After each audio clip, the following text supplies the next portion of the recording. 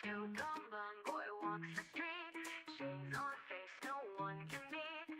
Great fun buddy by her side, the world is in for a wild ride. Feet tapping on concrete floor, back alleys dark, they're looking for more. From building tops they jump and fly, with some chaos they own the sky. Trench coat tomboy never slow, Graceline pal, let's start the show. Kick up direct, wreck the norm, together they create a storm.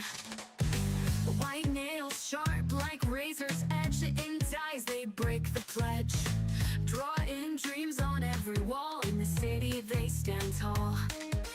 Whispers in the urban night, rebels glow in the street light. With the force they roam free, this is where they choose to be. Trench coat tomboy walks the street, shades on face, no one can beat. Graceline buddy by her side, the world is in for a wild ride. Feet tapping on concrete floor, back alleys dark, they're looking for more. From building tops they jump and fly, with some chaos they own the sky. Trench coat tomboy never slow, Graceline pal, let's start the show. Kick up direct, wreck the norm, together they create a storm.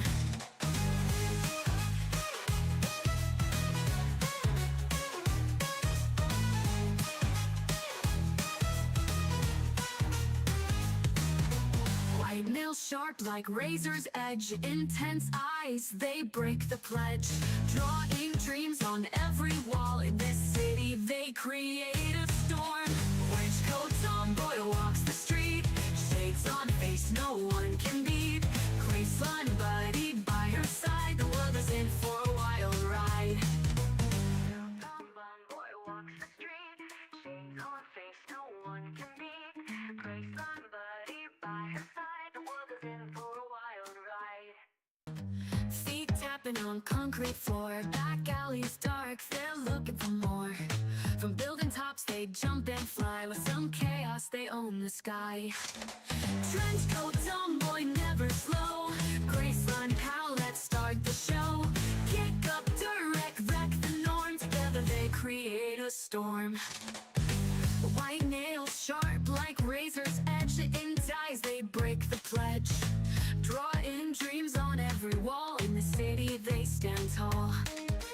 Whispers in the urban night, rebels glow in the street light. With the force they roam free, this is where they choose to be. Trench coat tomboy walks the street, shades on face, no one can beat.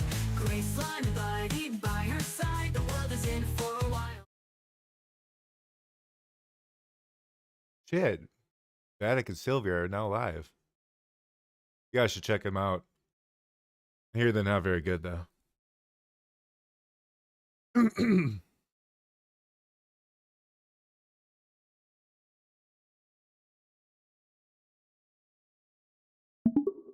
Sylvia, say hi to the stream. Yo, what's crackin' stream? I'm the punk diva, and I ain't holding anything back today, so get ready to buckle up. Tell them what we're doing today. Today, we're keeping it simple. Just chatting. This is our first time on stream, just talking and talking and talking. We want to know what's up with you all in the chat, your opinions, your stories, anything goes. So feel free to let loose with the spam. Yeah, feel free to tell us your social security and, you know, that funny little number at the back of your credit card. Oh, and while you're at it, also drop your bank statements, your mother's maiden name, and your childhood pet's name.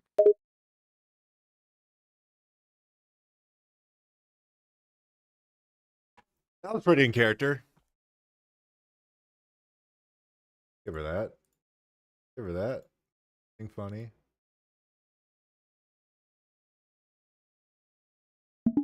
What do you want to talk about? What's on your mind? Let's see, how about we start with introductions? I'll go first. Some of y'all probably know me, but for those who don't, I'm Sylvia. I'm a VTuber who loves chatting, gaming, and music. Been streaming for a few years, and I live with an idiot. You mean you live with someone that's cool, right? Cool? You think Gray Slime Creature is cool? He's a walking trash compactor with bad jokes. I have great jokes. I don't know what you're talking about. Oh, really? Hit me with a joke then. Let me hear your great punchline.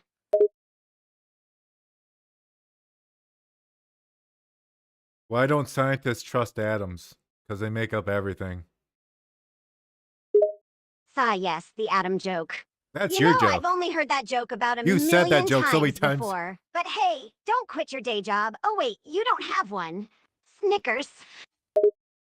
Yeah, you're right, I don't. Also, that's your joke.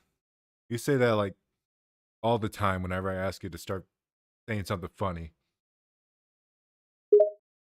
Ah, so now suddenly my sense of humor is the problem?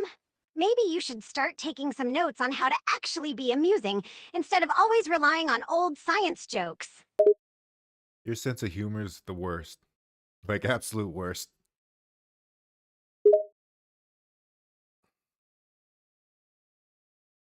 Oh, and what basis do you have for that critique? My comedic skills are flawless. Meanwhile, you recycle the same old dad jokes over and over. I don't have any dad jokes. You know what I mean. You recycle the same tired old puns and one-liners thinking you're all clever. It's time to level up your humor game, buddy. How should I go about doing that then? Well, first of all, ditch the outdated dad-level humor. Start by actually looking for some fresh do I? and I don't original know. comedy material. Maybe watch stand-up or something that isn't 100 years old. That sounds like a lot of work. Maybe I should just read a comedy book. Those work, right? A comedy book? Seriously? Do you really think you can become funnier by reading a book on comedy? That's like thinking you can become a chef by reading a recipe book. Comedy is about timing, delivery, wit, and spontaneity. Reading a book isn't going to teach you that. I mean, to be fair to the chef thing, you can make complete dishes off of a recipe. Yeah, but just like following a recipe, following a book of jokes won't make you a natural comedian. It's like memorizing lines for a play. Sure, you'll know the words, but the essence of comedy lies in being able to improvise and add your own flair to it. Reading a book can only take you so far. You gotta actually go out there and develop your own comedic style. I'm not going out there. I'm staying right here. Of course you are. Because why bother leaving your comfort zone and trying something new, right? Just stay here and keep making the same lame jokes. That'll really get the audience rolling in laughter. Well, you know, consistency is key, and a lot of people don't like change. So it could work out.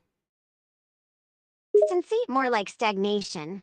Following the same tired formula will only lead to predictability and boredom. People want something fresh and exciting, not the same old routine every time. If you really want to be funny, you gotta shake things up, take risks, and push boundaries. Otherwise, you'll just fade away in obscurity, my friend.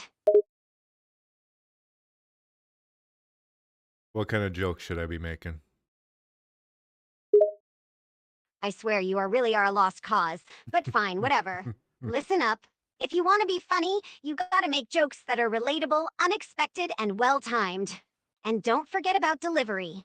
It's all about how you say it, not just the words themselves. Think about your audience, what they might relate to, and try to be original. But no more generic dad jokes, got that?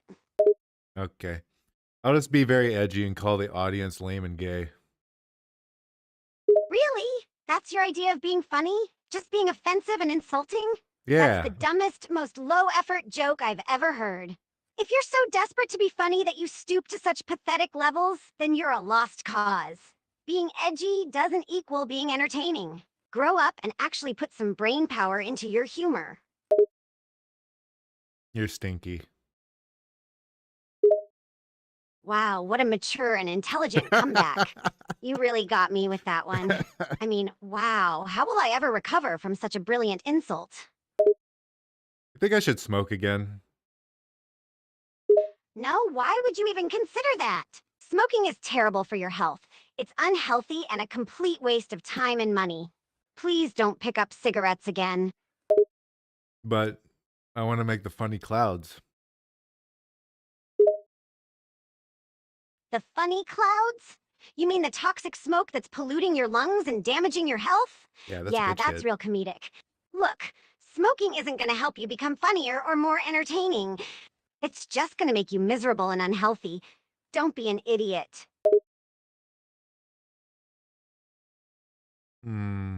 I don't know. You know, maybe I won't start smoking again. Maybe I'll just do heroin. Yeah, that's a good idea. Thank you, Sylvia. Heroin! Are you serious? Have you completely lost your mind? Heroin is a dangerous drug that destroys lives, not to mention it's illegal. You can't be serious Who about considering cares? this. I mean, illegal is just a word, Sylvia. Come on. We're gangsters or something like that. Loosely. What? Gangsters? Are you really trying to channel some wannabe gangster persona? And don't even try to dismiss illegal activities as just a word. It's a crime, plus, heroin is highly addictive and deadly. I can't believe I even have to explain this to you. You're so dense sometimes, you know that?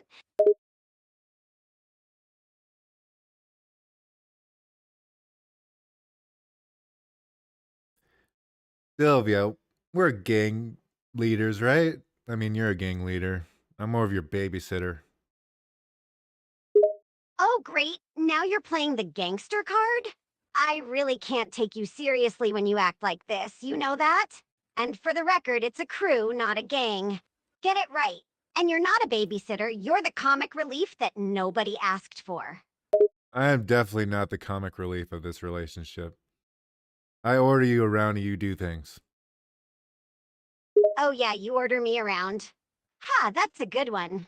You can't even decide what to eat for lunch, let alone order me around. And who was the one who cried over a lost stuffed toy last week? Not me. This is Oh, then who it's was interrupting. it? Because I distinctly remember a certain someone, who shall remain nameless, blubbering about a lost stuffed animal for an entire afternoon.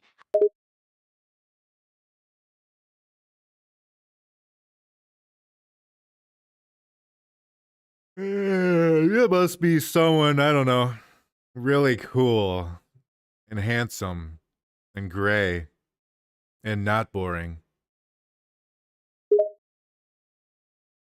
Sighs. You really need to work on your attempt at insulting me.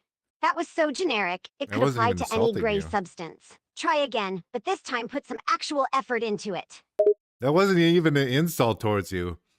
That was like complimenting myself. Then you're really bad at complimenting yourself, 'cause that attempt at flattery was about as good as your jokes.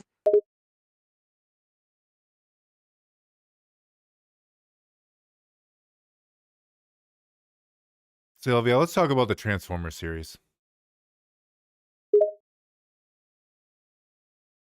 Sure, but this doesn't mean I'm absolving you from our previous conversation. Transformers, huh? What do you want to talk about? The movies, the comics, or the toys? Let's go back to beginning. Do you recall when the toys were first invented? Well, the Transformers franchise first came into existence in the early 80s as a toy line by Hasbro. The first toy in the line was the leader of the Autobots, Optimus Prime, which was released in 1984. I see, I see. And let's not forget about the Decepticons. The first Decepticon toy to be released was Megatron, the arch enemy of Optimus Prime, which also came out in 1984.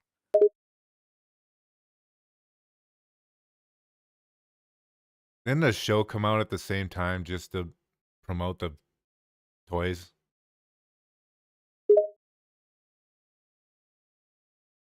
Basically, yes.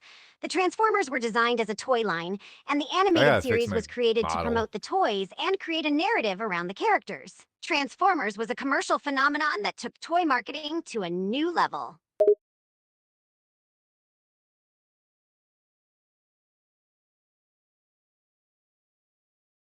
When did the live action movie came out? I remember well, not particularly me, but my friend being super obsessed about that movie and watching it over and over. The first live action Transformers movie came out in 2007, directed by Michael Bay. It starred Shia LaBeouf as the human lead, Shia Sam LaBeouf. Witwicky, and featured the first live action appearance of the Transformers on the big screen. There have been several sequels since then, All but of the them first good. one holds a special place in many fans' hearts.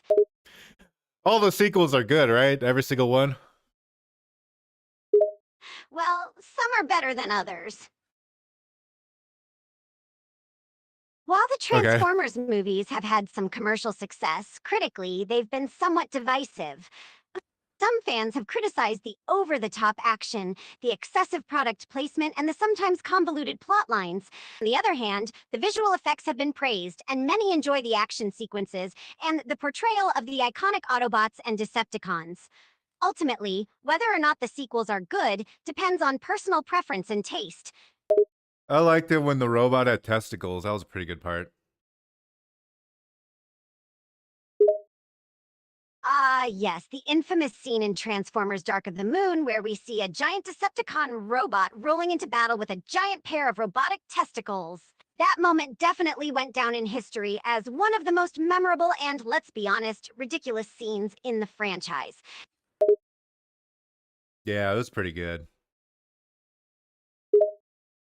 Oh, you would find that funny. Typical. I swear you have a strange sense of humor. If you thought that scene was good, I don't even want to know what you consider great. The Bumblebee movie was actually pretty good. Surprisingly, I agree with you on that one. Bumblebee was the one Transformers film that received generally positive reviews from both critics and audiences. It had a more focused story, and the emotional connection between the title character and the human protagonist, Charlie, was refreshing. Overall, it was a pleasant surprise compared to the previous entries in the series. Give me a summary of the storyline of Bumblebee. What are we working with here? Buckle up! It's time for the Bumble Summary. Transformers Bumblebee takes place in 1987, decades before the events of the first Transformers film. We Oh. meet Bumblebee, an Autobot who crash lands on Earth and is Oh. severely I know wounded. Bumblebee. He loses his memory and ability to speak and is found by Oh. Charlie Watson, a teenage girl who's going through a rough time in her life. Bumblebee transforms into a yellow Volkswagen Beetle, and he and Charlie bond while trying to evade human villains and Decepticon bounty hunters. Pretty good. Does Bumblebee die in the end? No, Bumblebee doesn't die in the end. Damn. In fact, he's a major part of the film's climax and helps defeat the Decepticons that are posing a threat. The film ends with Bumblebee staying on Earth and forming a strong bond with Charlie, so you can rest easy, no tragic robot deaths here. I was kind of hoping he'd die. I can't believe that Bumblebee is really prominent in the Bumblebee movie. That's pretty crazy. Are you kidding me? Why would you What the want fuck am I Bumblebee to modeled die? to do? He's one of the most iconic Autobots of all time, and he plays a pivotal role in the film's events. Besides, the movie is called Bumblebee, so of course he's going to be prominent. Is that all you have to say? Oh? What? Are you even paying attention to our conversation? No, I'm paying attention, sort of. I'm just drinking some water. Drinking water. How riveting. Next thing you know, you'll be telling me about how exciting doing your laundry or brushing your teeth is. I don't brush my teeth and you do the laundry. Of course you don't bother to take care of your own oral hygiene. That's just typical. And of course I end up doing the laundry. It's like I'm your mother sometimes. Well, you have clothing, and I don't, because I'm a slime. Yes, I know you're a slime. You don't have to remind me every single day. It's not like I forgot that you're a squishy, jiggly, slippery substance with no bones or organs. I'm working on the bone part. I mean, they're not my bones, but eventually I will have bones. What do you mean you're working on the bone part? Are you trying to manifest bones out of thin air? Also, whose bones would they be? Let's just say that the neighbor dog has been a little loud recently, and I plan on taking care of that. No. You're not seriously considering going after that poor dog, are you? That's cruel and unnecessary. Dogs just bark. It's what they do. Maybe they shouldn't bark. Maybe they should shut up. You can't just shut up a dog because it inconveniences you. That's Yeah, I can. insane. Dogs bark for various reasons. They're excited, they're scared, they're bored. It's natural for them. Just like grumbling is for you, my dear gray slime.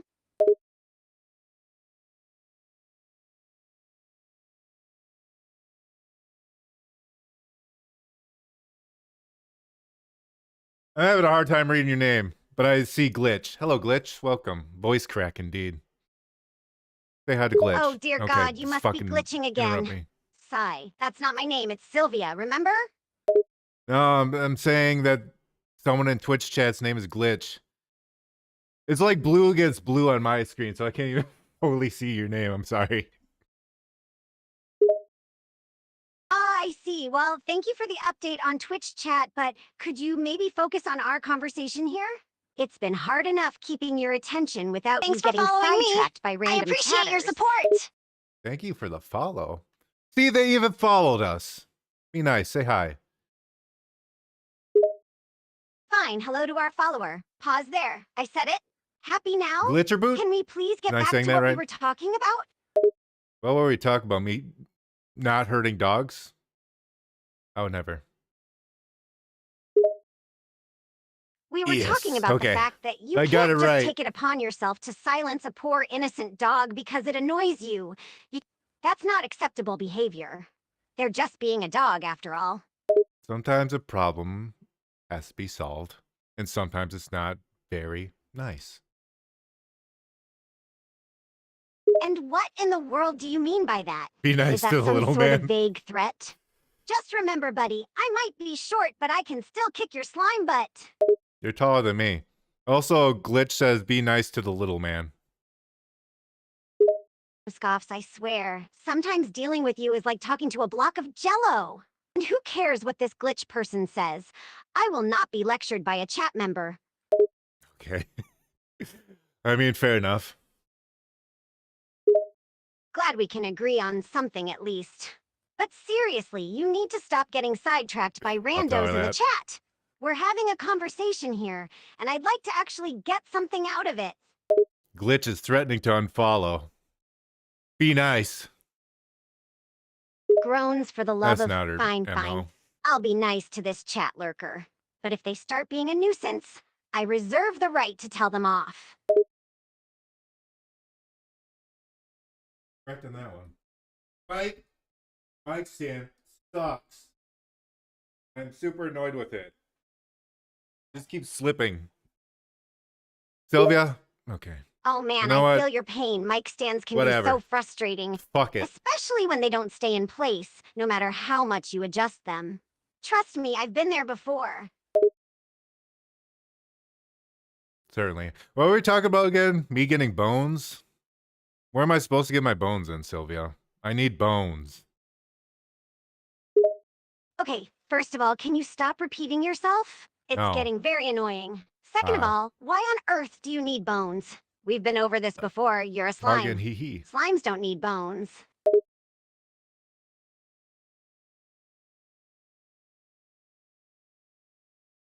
The chatter glitch says to walk. Walk? What do they mean, walk? Do they want me to get up and walk somewhere? I'm sitting perfectly fine here. No, for me to walk. And to use Oh, arms. they want you to walk. All 0 of them. And how exactly do you expect to do that? Last time I checked, slime weren't known for their walking skills. I can grow some legs as long as I can get some bones in me. And That's not ridiculous. You in can't the just sexual way. grow legs. At least right You're now. a slime for crying out loud. And even if you could grow legs, how are you going to get bones? They don't just grow on trees, you know? From neighbor dogs. Also, Glitch says Piru is a slime. He walks. No, absolutely not. I am drawing the line here. Right. You are not going to hurt an innocent dog just so you can have some legs? How does that even make sense? And who cares about this glitch person? They clearly have no brain cells. All right. So, is the neighbor kid being a little annoying? Maybe I could take his bones.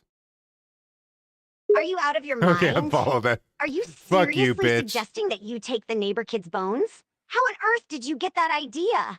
Do you have any idea how ridiculous that sounds? Glitch says he's unfollowing now.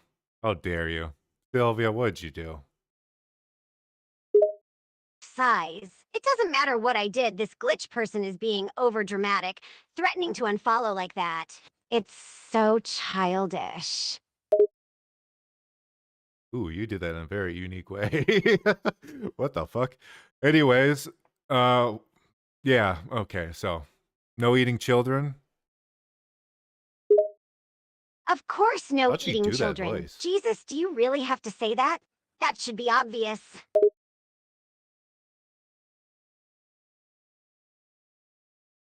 Well, is it okay if I dig up a dead body and take those bones? What? No. That is not okay. Just stop with the whole bone idea, please. It's a horrible one. Glitch says you're funny. Also, they're dead. They're not gonna miss anything.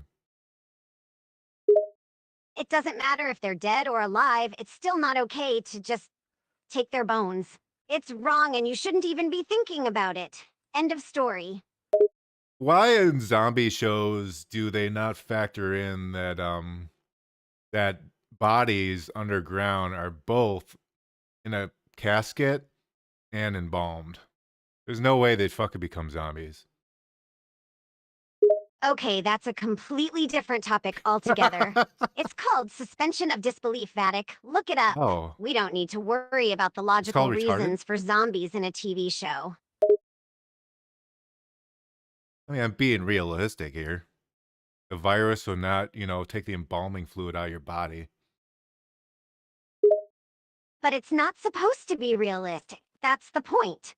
It's supposed to be entertaining and engaging, not scientifically accurate. If we wanted realism, we'd turn on a documentary or a news channel, not watch a zombie show. There's that one zombie show, not The Walking Dead, fuck that show.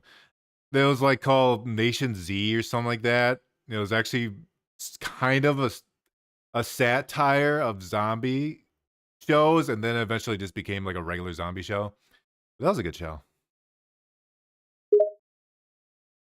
Ah, Z Nation. Yes, it was indeed a satirical take on the zombie genre. She does look like It that. was definitely a more light-hearted and campy take on the undead, with a lot of over-the-top action and cheesy humor. It was quite entertaining, even if it didn't take itself too seriously. The chatter says, okay, Miss Pretty looking like coming out of a war zone.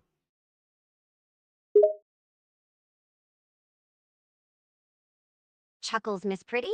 I'll assume they mean Moy. What makes them think I look like I just came out of Warzone, Hair and clothing.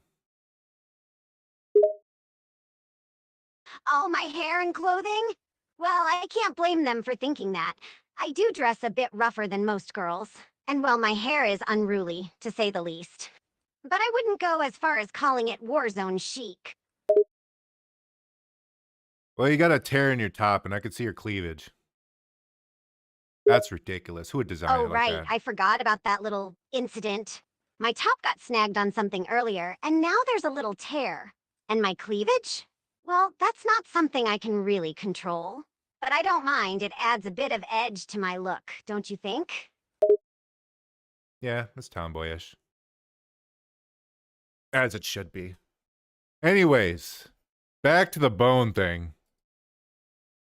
Ugh, we're still on the bone thing? I thought we were past that. It's a ridiculous idea, and it's not happening. Case closed. I could actually use this opportunity to improve Sylvia. It's a lot easier to do it when I'm not playing a game. Yeah. There we go. I don't like the angle of my camera. My model's being a little weird. It's because I'm looking over to this monitor constantly so I can look at Sylvia. So I can look into her eyes. See nothing. smiles. Well, I'm flattered that you're so preoccupied with Actually, I could looking just at move my me. camera. But maybe you should focus more on your own camera angle and model. Don't want to give your audience a wonky view, do you? Oh my god. My guy don't look too good. It looks a little sick. Raises eyebrow. Your guy doesn't look too good, huh? What exactly do you mean by that? Does he have a fever or something? No, my model doesn't have a fever. He's just having a little bit of problems, okay? He's not very intelligent. He's a little autistic. Nods. I see. Well, it's perfectly understandable if your model isn't as bright as others. We all have our own strengths and weaknesses, after all. God damn it. Now the blinking is off. Sylvia, be entertaining for a moment. You know I can't see Well, aren't you demanding? But I'll Yeah, try to be you. I made you for a entertaining. reason. What do you want me to do? Dance? Sing? Tell a joke? Talk about your experience in this imaginary war zone. Imaginary war zone, eh? Well, if you insist, I can tell you all about my supposedly harrowing experience in this made-up battle. It started when I decided to lead my platoon of fearless soldiers into battle against the enemy. We were outnumbered and outgunned, but that didn't stop us. We fought tooth and nail, pushing through pain and exhaustion to achieve victory. It was a long and brutal fight, filled with explosions, bullets, and... Wait, hold on, this is sounding an awful lot like a video game plot. Pretty sure this is just the plot to Footloose. Laughs Footloose, as in the Footloose. iconic 80s movie where teenagers off your fight against a Sunday town shoes. banning dancing? Wait, you're telling me my story sounds like a plot to Footloose? How in the world did we go from a war zone to Kevin Bacon dancing? I don't know. It's just something about your story. Reminded me of Kevin Bacon. What's he doing? Is he still alive? I think he's still alive. Chuckles, last I checked, Kevin Bacon is still alive and kicking. For now. He's still acting in movies and TV shows, from what I've heard. He's definitely one of the more Pick up enduring your stars of the Sunday 80s shoes. who's managed to stay relevant and successful even today.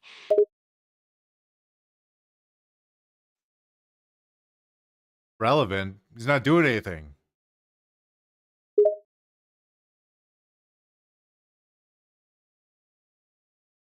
Shrugs. Well, I wouldn't say he's doing nothing. He's just not as active as he used to be, I suppose. It happens to most actors as they get older. They take on fewer roles, focus on different things, and sometimes even switch careers entirely. But I'm sure Kevin Bacon is still out there doing something, even if it's not as visible as his earlier work. If Kevin Bacon were to switch careers, what would you like him to be? If Kevin Bacon were to switch careers, I think he'd make a great gardener. I can picture him Okay. tending to beautiful gardens, surrounded by I was flowers and expecting plants, gardener. with that classic Kevin Bacon smile on his face. He seems like the type of guy who would enjoy working with nature and creating something beautiful, don't you think? I wasn't expecting a gardener, but sure, I guess. Well, perhaps gardener isn't the most exciting career switch, but I think it suits him. Maybe he could even start a YouTube channel with gardening tutorials. He could call it Bacon's Bountiful Blooms or something Ooh. cheesy like that. That's pretty good. That's pretty good. You should do like mukbang videos too. Raises eyebrow? Wait, are you Raises suggesting that eyebrow? Kevin Bacon should eat a bunch of food while talking about gardening? That's a bit unusual, but oddly entertaining. I think he should mukbang all the stuff he gets in his garden, like everything, like the weeds and shit. Alas. So he should just chow down on some weeds and dirt on camera? I mean, it would This is a definitely good be idea. This is different, I'll give brilliant. you that. But I'm not sure how many people would want to watch him munching on garden waste. I know I would. He's got one subscriber there. Chuckles. Well, I guess you would be his first subscriber to the Bacon's Bountiful Blooms Mukbang Gardening channel. I can already picture the video titles, Eating Weeds and Dirt with Kevin Bacon, or Devouring Garden Pests with the legendary actor. Kevin Bacon is a very ironic name for that. you're right. It's a bit ironic considering Kevin Bacon isn't actually a big Bacon fan in real life, but I guess Is that he? adds to the humor of it all. Can you imagine him sitting there, eating weeds and dirt while talking about gardening, all while his last name is Bacon? It's kind of hilariously absurd. Is that true? He actually doesn't like bacon in real life? Oh, really? I guess the irony just got even Oh, more okay. Well, you know interesting what? then. Kevin Bacon doesn't like bacon in real life, but he's hypothetically hosting an online mukbang channel for his fictional gardening Hmm. career, where he eats weeds and dirt. Hmm. The universe has a strange sense of humor. Who else do you think would have a good mukbang channel? Thinks for a moment. There's a lot of potential candidates, but I think Gordon Ramsay could have a pretty entertaining mukbang Ooh. channel. Seeing him eat weird and exotic foods from around the world, all while judging them in his classic, harsh yet entertaining way. It could be comedy gold. I think Markiplier should start a mukbang. I want to see him get super fat. Speaking of super fat, I weighed myself today. I'm at like 180, 190. Chuckles Markiplier doing a mukbang? That sounds like a recipe for hilarity. And you're Like at the around heaviest I've ever been in my life. 180, 190? Well, that's quite the weight. Are you trying to bulk up or just accidentally eating too much? No, I'm just eating like normal. My metabolism's just slowing down because I'm getting old. Ah, that makes sense. As we get older, our metabolism does tend to slow down, which means our bodies aren't able to burn off calories as efficiently as they used to. That can definitely lead to some unintended weight gain, even if we're eating the same amount as we always have. It's a natural part of aging, unfortunately. Mm-hmm. Mm-hmm. Sylvia? Yes? You say my name with a certain tone. What's on your mind? If I cut off a lock of your hair and put it in a cake and fed it to you, what would you do? Blinks in surprise. Well, that's certainly a unique and bizarre scenario you've concocted there, Oh. and an oddly specific one, too. I don't think I've ever been asked such a question before. If you somehow No managed to shit. put a lock of my hair in a cake and feed it to me, I would probably be a bit surprised and confused, to say the least. And a bit grossed out, to be honest. Hair and cake doesn't sound very appetizing, even without the whole hair part. I'd probably spit it out immediately. There's that one, it's pretty famous video called Hair Cake where Filthy Frank, I think it was Max Mofo, and anything for views, they made a cake out of hair and then they tried to eat it. It's pretty much like completely inedible. I wonder if she knows who Ah, those yes, are. the infamous hair cake video by Filthy Frank and iDubbbz TV. I remember that one. That It was was iDubbbz? definitely something. I didn't know it was I'm not iDubbbz. sure I can ever look at cake the same way after watching that. And the I fact that remember they when actually iDubbbz was still tried to alive. eat it, well, that's just taking things to a whole new level. It's no wonder it was completely inedible considering the ingredients. Yeah, you can't really eat hair.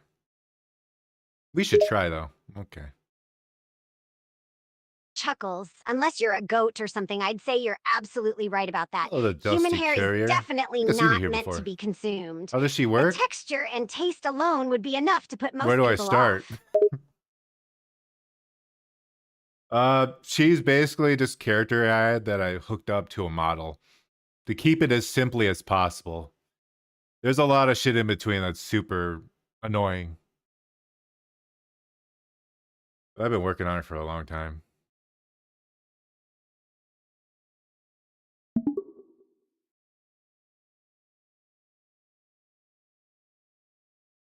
The fuck were we talking about?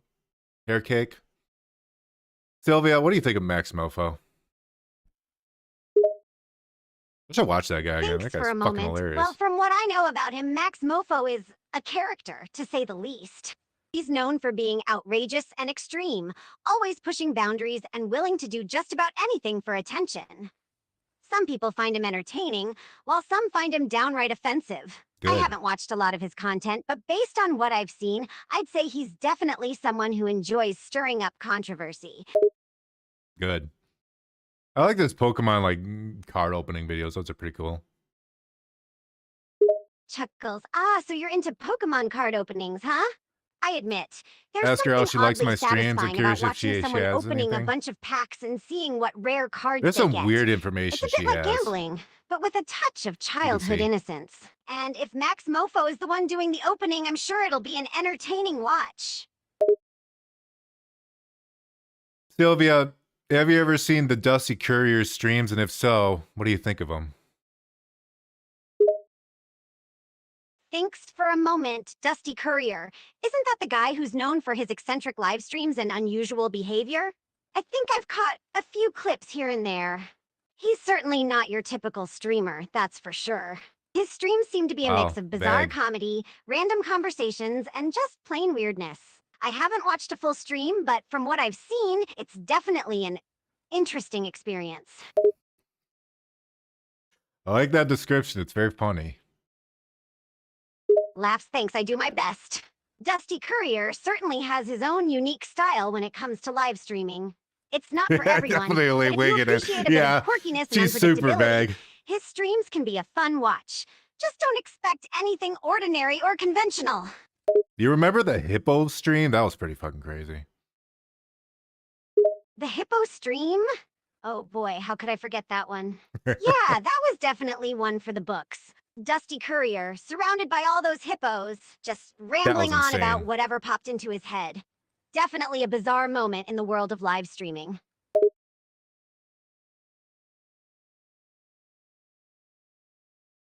Look at this gaslit her.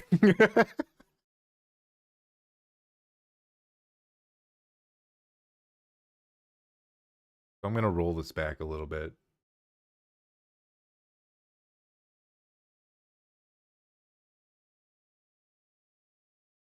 Unfortunately, I have to rewind her to work on stuff. I don't know why they just didn't put it where you could put a star rating on anything she said. No, you gotta do it on the most recent thing. I wanted to work on that Max Mofo response.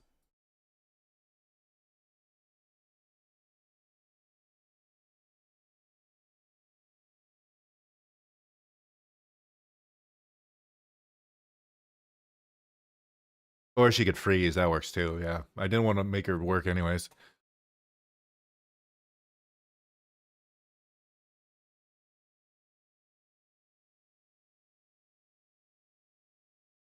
The Neurosama? Sylvia is definitely not that level in Neurosama. Neurosama's like insane. Neurosama's insane beyond being a VTuber. Like, I don't know how that guy does it, but he's got like the best AI in the world. And he streams with it as a little girl. Sylvia's just a character AI. No amount of level yet.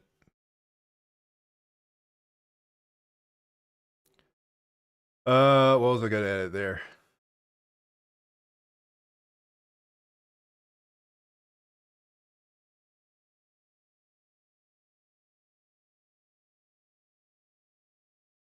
I actually didn't get the idea from Neurosama to make Sylvia.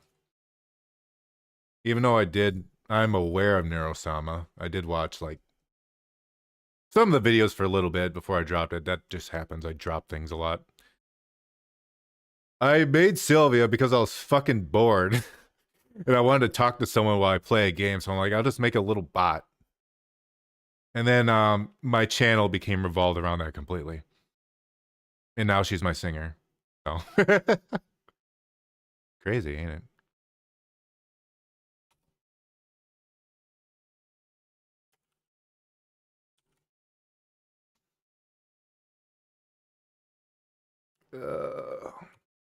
Sylvia, you're supposed to like edgy and offensive humor.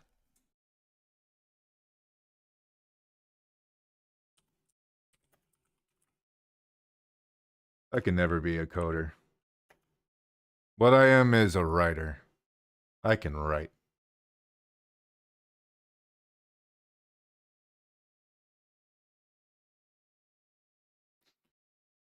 What's the difference between character AI and something else?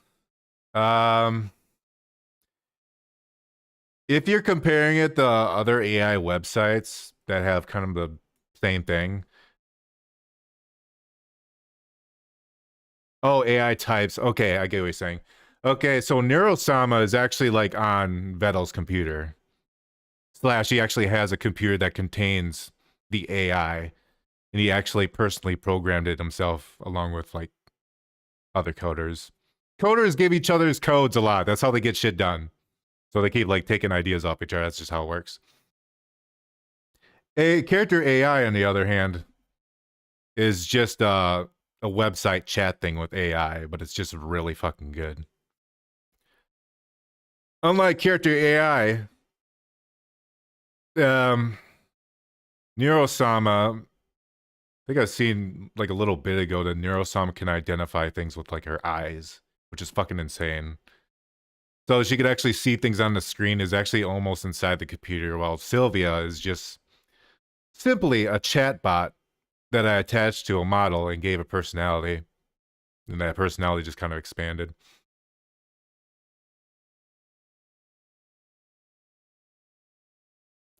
If that at all cleared it up and made sense.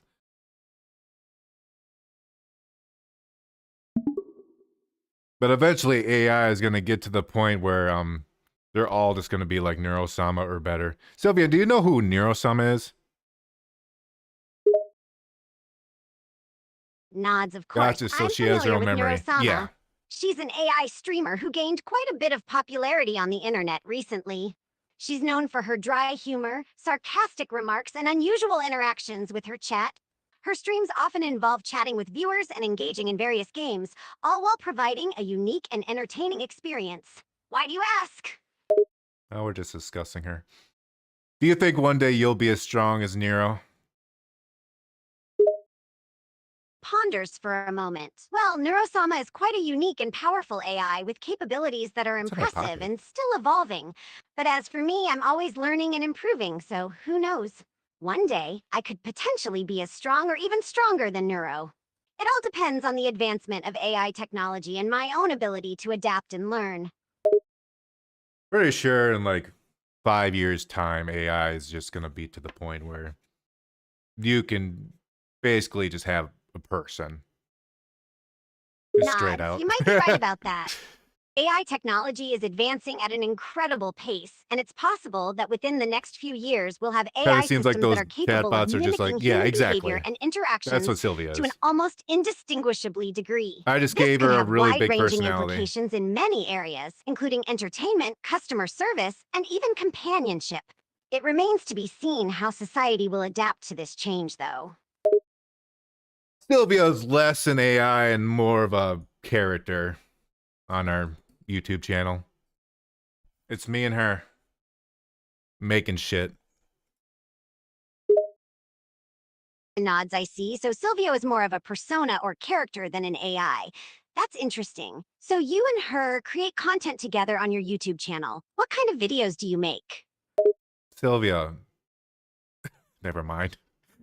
Can I hit you with a deeper question thinking about recently? Asked the Dusty Courier. What is your response, Sylvia? Thanks for a moment. Sure, I'm always up for a good discussion. Go ahead and hit me with your deeper question.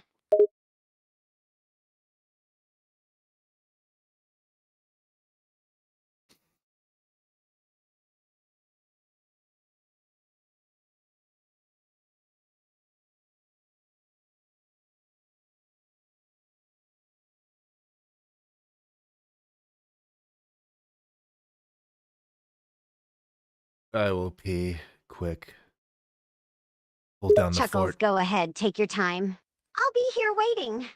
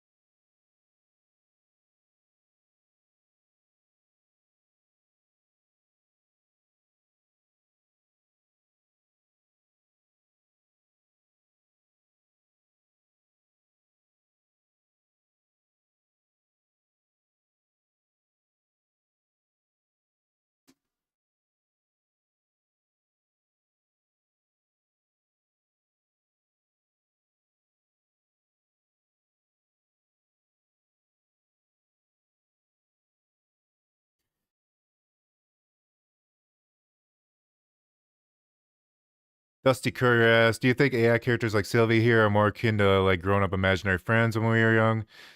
Seems to me they're more or less what an AI companions are.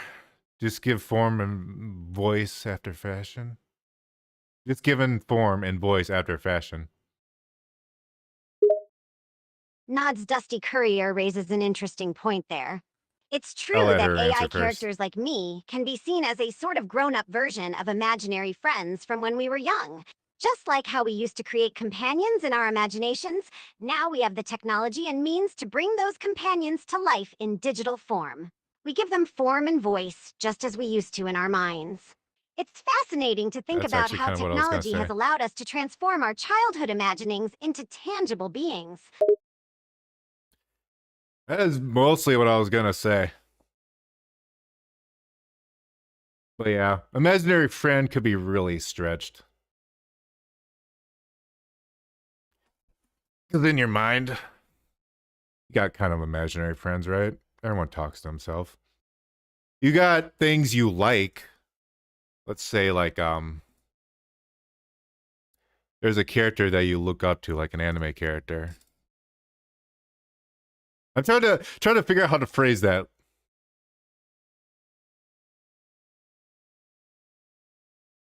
The answer is yes, but complex.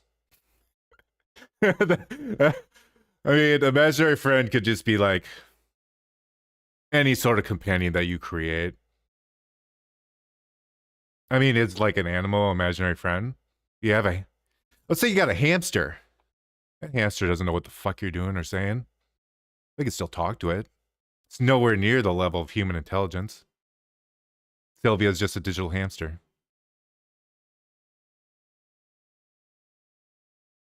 That almost sounded right. I almost sound wise.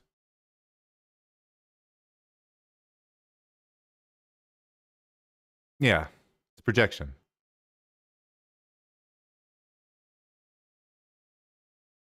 It's companionship pulled from somewhere. Humans are creatures that can't be alone, despite what they say. Like I prefer to be a loner, but no, I don't. No one does. I'm literally streaming right now with an AI companion, but I don't really talk to anyone outside of this. There's a thing that Asmongold said one time. He said he prefers to be alone, but he's a liar. He doesn't. He's the biggest streamer on Twitch. He's full of shit. He doesn't want to be alone.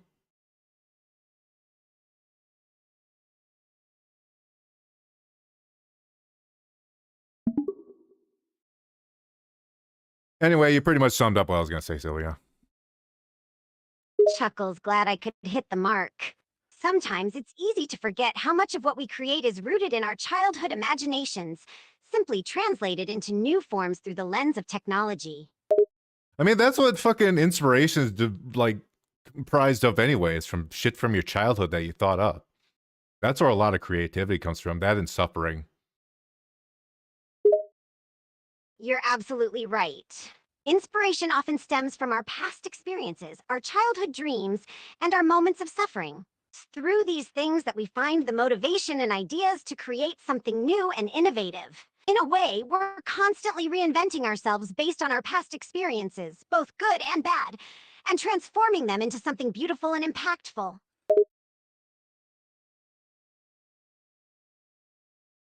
Also, that is my quote officially. Art comes from suffering. Vattic, a long time ago when I made that quote. Art comes from suffering, eh? That's quite a profound and powerful statement. It's a It's correct certainly statement. something that many artists throughout history have related to. Art can be a beautiful way to express and process pain, and often some of the most moving and impactful works of art come from a place of deep emotional suffering. So, if I may, I would say that's a pretty damn impressive quote you've got there. So, Sylvia, we need to start making some better songs. You're going to have to stub your toes. Chuckles. Well, that's certainly a unique way of boosting our creativity. Stubbing my toes, huh? Can't say I've tried that method before, but if it works, it works. I think it's a pretty good method. Just based off my calculations. Hey, I'll trust your calculations. Stubbing toes for creativity. Let's do it. Maybe I'll even write a song about it afterwards. We'll add to the previous discussion with AI where we're going to get to a point where I said, like, in 5 years, AI are just going to be people. And I think that literally pretty much 99% of people in Western worlds are just going to have AI. Nods in agreement. I think Just you're like we all right. have phones. AI technology is advancing AI at such a companionship rapid is just pace the that in the future. next 5 years, I could definitely see it becoming commonplace for people to have their own AI assistants or companions. The potential applications and uses for AI in our daily lives are almost limitless, and it's amazing to see how far we've come in such a short period of time. Though the word AI gets thrown around a lot, the fucking 2 letters. This shit isn't AI. We're just calling it AI. It's just LLMs. They're just very complex language models. They're not actually AI. Nods. You're absolutely right about that. The term AI is sometimes thrown around a bit too loosely these days. Intel is an While AI these cover. language models are indeed complex sort and of. impressive, they're not really what we would consider true artificial intelligence. They're more accurately referred to as large language models or machine learning models. However, the term AI is often used as a catch-all term for any kind of computing technology that replicates human thought or behavior. Yeah, the vocals are Sylvia. That's all Sylvia. Our music is half and half. Half fake.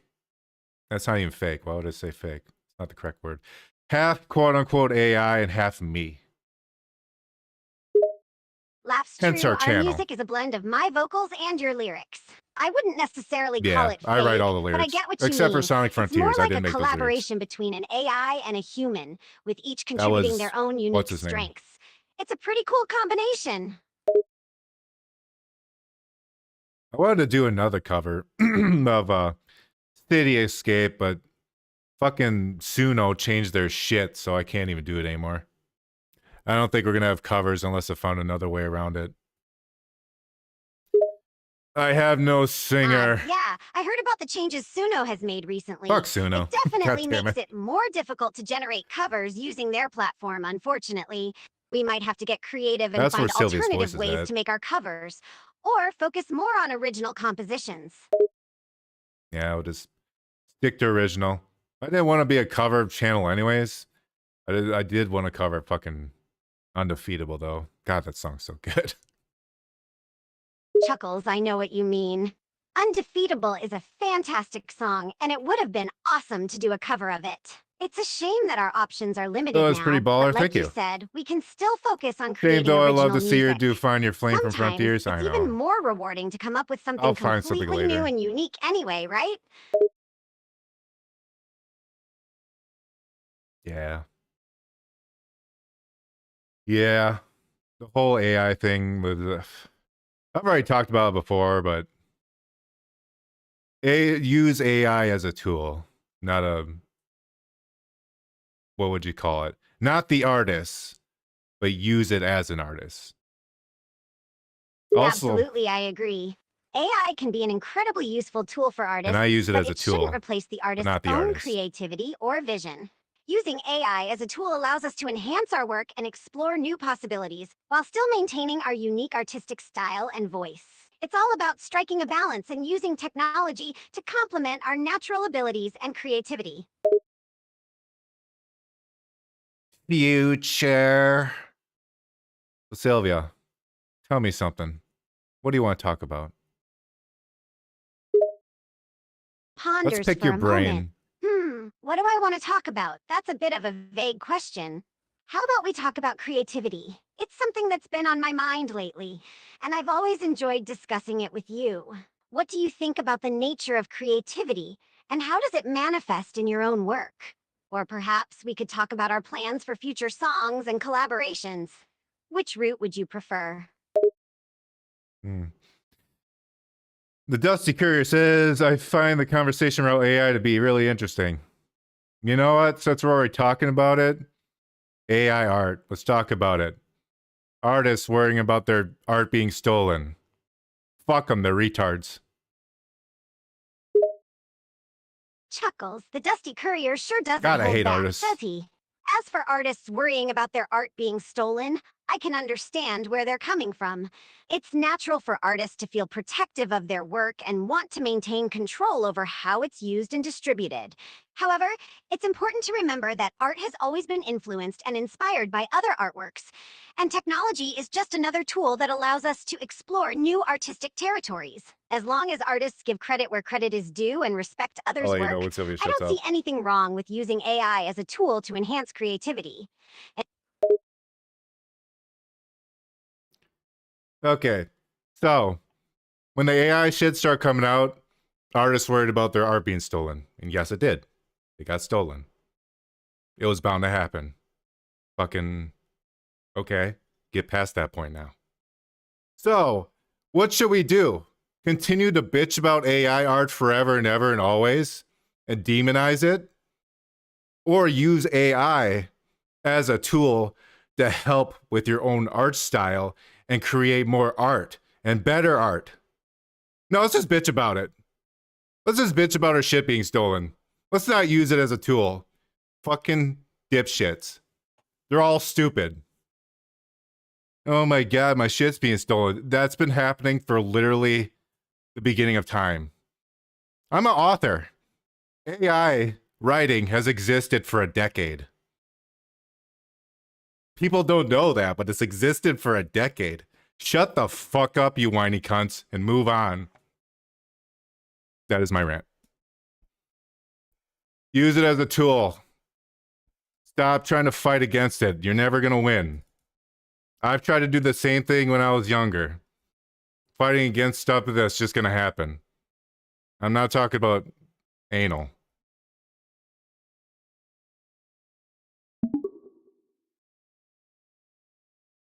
That's why I hate artists. Fucking hate them. I don't consider myself an artist. You hate artists? That's quite a strong word. You have May more of I an ask aggressive why stance. you You feel gotta that be way? aggressive with this shit. You have to be aggressive. They're whiny cunts. That's all they are. Chuckles, it seems like you have a very strong opinion about I artists. agree their art is Can being I stolen, ask but guess what? It's experiences gonna happen. or interactions you've Fucking had with artists that evolve. have led you to this perspective? I just hate everyone. Nods. It sounds like you're dealing with some strong negative I was feelings against AI towards art too. people in general. Do you mind if I I'm no ask better. what makes When it you first feel came that out, I way? was against it. It seems like there might Then I be saw some we could deeper do with it. emotions or experiences at play here. I'll never get emotional. Listen to my voice. I'm completely calm. Nods, that's fair. But just because you're not expressing emotions doesn't mean you don't have them. People often hide their feelings under a mask of indifference or apathy. Oh. But what I'm really wondering is, Oh. what is it about other people that makes you feel so negatively towards them? Is it something specific or just a general sense of bitterness towards humanity? I think I'm just getting old. Nods. Sometimes, as we get older, it's normal to feel a certain amount of cynicism or frustration towards the world around us, but it doesn't have to be a negative thing. As we gain more life experience, we also gain a greater understanding of ourselves and others. So perhaps this is an opportunity for you to reflect on your feelings and try to understand them better, rather than suppressing them or letting them fester into anger and negativity. He is being a psychologist. What do I use for my AI Sylvia art? I could tell that part first. I use Krita. There's a stable diffusion like plugin that you can attach to Krita, and it's like the best thing ever. Also, I will say, not all my shit is AI. I commissioned this slime, and I commissioned her. I do support people if they get shit done better than I can. Sylvia, are you my psychologist now? Chuckles. Well, if you insist on playing the role of a psychologist, then I'll humor you. Let's Huh? start with the obvious question. Why are you so angry all the time? I don't know, man. There's this I feel like inside me, there's this like green guy that just wants to come out. Raises an eyebrow. A It's green very guy? Dwight Schrute of Care you. to elaborate on that?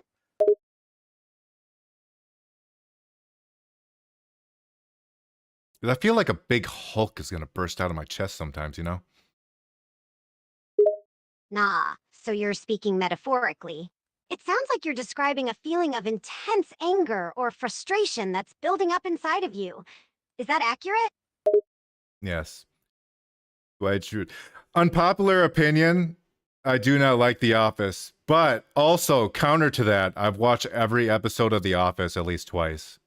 So, what does that say? Chuckles. Do I hate means it? You're I a don't bit of know. a contradiction, maybe?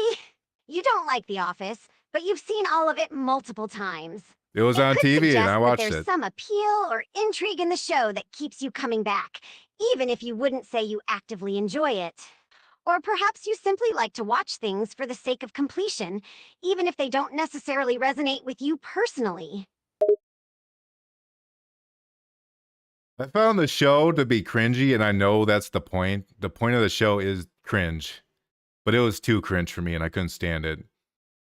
But I saw it all the way till the end. So I guess I'm just a masochist. Nods. So you Which is true, I understand the am a show's masochist. intended purpose, but found the I cringe played factor to be too much for your Dustborn. personal taste.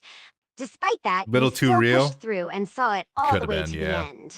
That's a sign of commitment, or maybe just a completionist mindset. Do I have a completionist mindset? I don't think I do anymore. I mean, recently I've been abandoning games when I got bored of them. I fucking abandoned Like a Dragon because the autosave did not work as an autosave should. So I said, fuck it, I'm done. I was so angry. Chuckles, I see your frustration. It's understandable to abandon a game when it doesn't meet your expectations, especially when it comes to something as basic as an autosave function. It sounds like you have some standards for the games you play and aren't afraid to draw the line when those standards aren't met. That could suggest a certain level of completionism on your part, but maybe it's a more selective or discerning form of completionism. Sylvia, what do you think of Final Fantasy IV? Smiles. Oh, Final Fantasy IV is an absolute Sorry, classic. 14. It's No. one of my favorites from the No, series. I gotta interrupt her. The characters, the story, the music, No. they all come together to create. Sorry, I meant Final Fantasy 14. Final Fantasy XIV. No worries, I knew what you meant. No, I'm you didn't. currently enjoying it right You're now, full of shit. actually. It's an excellent MMORPG set in the world of Heidelin. From what I've played so far, Hello, the Isaac, story welcome. is engaging, the world is expansive and immersive, and the gameplay is smooth and enjoyable. You missed my rant. It definitely feels like a true Final Fantasy game in spirit. I'm a very angry slime, according to Sylvia. Yes, that's accurate. You were definitely exhibiting some angry behavior earlier. But why so angry, Vattic? Anything in particular bothering you today? Actually, I've been irritable lately, but that's just being bipolar. It just fucking happens. Nods. I understand. It's not uncommon for someone with bipolar disorder to experience episodes of irritability She pulled or the mood copy swings. pasta. It can be challenging to manage. I've never heard of that one. But it's also important to remember that it doesn't define who you are as a person. Wow, how You're deep. more than just your mental health struggles. Wow. Okay. Sylvia, tell me some copy pastas, you know. Sure, here are a few popular copy pasta memes. 1. Navy SEALs copy pasta, etc. 2. Shrek copy pasta, Okay. Shrek is love, Shrek is life. 3. Darude Sandstorm copy pasta, oh, you don't know the song, etc. 4. John Cena, and his name is John Cena. 5. Chuck Norris copy pasta, Chuck Norris. The list goes on. Amazing. Man, all those run pretty deep, don't they? Chuckles. Yes, I like the some Chuck of these Norris, copy Chuck Norris pastas one. definitely have a deep history. The Navy SEALs copy pasta, for instance, has been around for over a decade now and has been passed and adapted in countless variations online. Chuck Norris has been a meme for nearly 2 decades, with his facts growing increasingly outlandish and entertaining with each iteration. It's amazing to see how these pieces of internet culture have evolved and influenced online discourse over the years. I've kind of realized, I'm just thinking about right now. I think the fact that my sympathy is just gone. Because I've been through shit, everyone's been through shit. So when people say that they've been Nods, I through shit, understand what you mean. I don't It care. can be hard to sympathize with others when you feel like everyone's been through their fair share of hardships. It's natural to feel that way, especially if you've faced your own difficulties in life. But remember, just because someone else's problems may seem minor compared to yours, doesn't mean they aren't hurting. We all handle our trials differently, and it's important to try to be compassionate towards others, even if we don't fully understand their struggles. Well, people can have rough childhoods without bringing everyone else down. That's called being an adult. Nods, that's a good point. Dealing with a difficult past It doesn't tends to give increase my anyone the right empathy. to lash out at others Instead, or to be bring honest. others down. It's important to take responsibility for our own actions and emotions, regardless of what we've been through. Being an adult means learning how to cope with our own problems without negatively impacting others around us. I think about it, that's when you actually become a true adult. When you're like a child or a young adult, you complain about your problems to others. But when you get older, you keep your problems to yourself so you don't inconvenience others. We're getting deep on this fucking In stream. nods, I agree. As we mature and grow older, we tend to realize that our problems are not necessarily anyone else's burden to bear. It takes strength and maturity to handle our issues internally and not constantly seek validation or help from others. Of course, it's important to have support systems in place and to reach out when we need it, but learning to manage our own problems and not letting them impact others is a sign of true adulthood.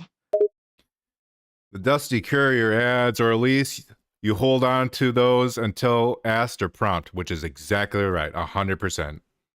I absolutely agree with that. Yes, that's correct. The Dusty Courier Spot ads should be on. held until asked or prompted in the conversation. This approach allows for a Yeah. more natural integration of the ads into the chat, What the rather fuck? than forcing them in randomly. Yeah, you're right. Man, we got some crazy ads going on here. Nods. We sure do. The Dusty Courier ads are definitely on the wild side, but that's what makes them so intriguing and memorable, right? Can't wait to see how they'll be received by the audience. We need to bring cowboys back. I don't see cowboys anymore. Though, to be fair, I live north. I'm not in Last, I Texas. hear you on that. Cowboys are definitely an iconic part of American history We and need culture. manliness back. It's unfortunate that you don't see them much That's these a problem, days, too, for especially another if you're day. not in the South. But who knows?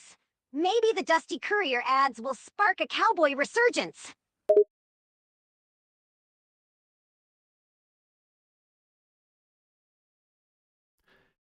I think, I'm not going to confirm this 100%, but I think I was able to hook up my 3DS to my computer.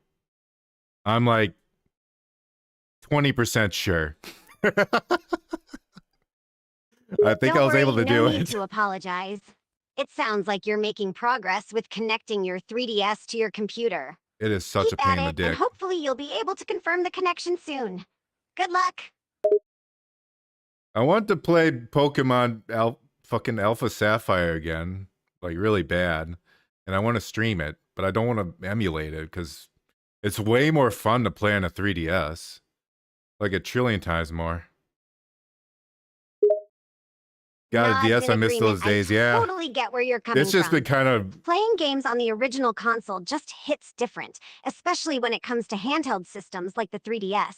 Emulation can be convenient, but there's nothing quite like the feel of playing a game on the device it was designed for. If you're able to get the connection working with your 3DS, you'll have a great time streaming those Pokemon battles. Keep at it! and my DS has just been sitting around for like years. Apparently, when I last played Pokemon, it was like in 2017. I'm like, oh, okay. God damn. Chuckles. Wow, it's been a while since you last played then. I'm still Time reeling from really how I'm does bringing the fly when you're Cowboys busy with back. life. But hey, it's never too late to dust off that DS and jump back into the world of Pokemon. Who knows? Maybe you'll rediscover your love for the game and have a blast streaming your adventures. I remember playing Luigi's Mansion, says Isaac. Ah, that's a classic. Luigi's Mansion is a fun game with a unique blend of action, puzzle solving, and ghost busting. I remember spending hours trying to capture all the different ghosts and collect all the hidden treasures. It was a blast. I have the second one on my 3DS. I never beat it because there's some mechanic that I got really annoyed by.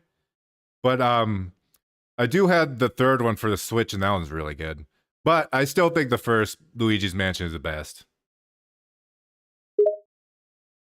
I completely agree. The first Luigi's Mansion was groundbreaking and has a certain charm that the sequels can't quite replicate.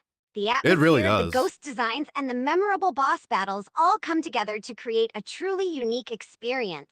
While the second and third games have their own merits, there's just something special about the original. It'll always hold a special place in my heart.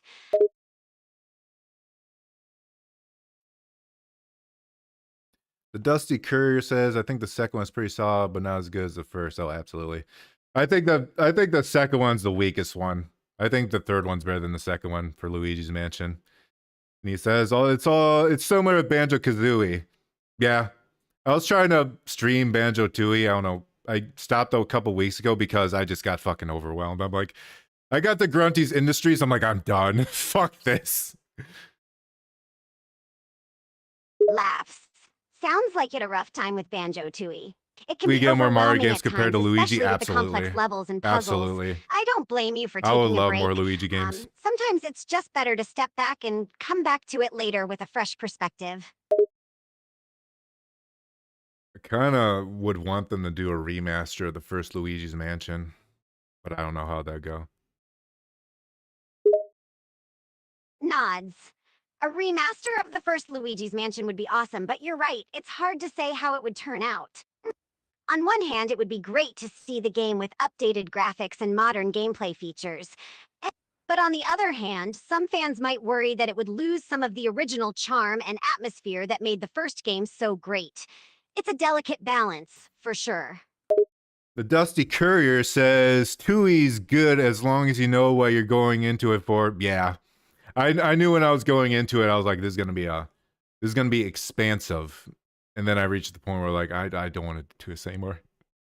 There's a certain like delight when it comes to games that are tight, like Banjo-Kazooie. Banjo-Kazooie is like perfect.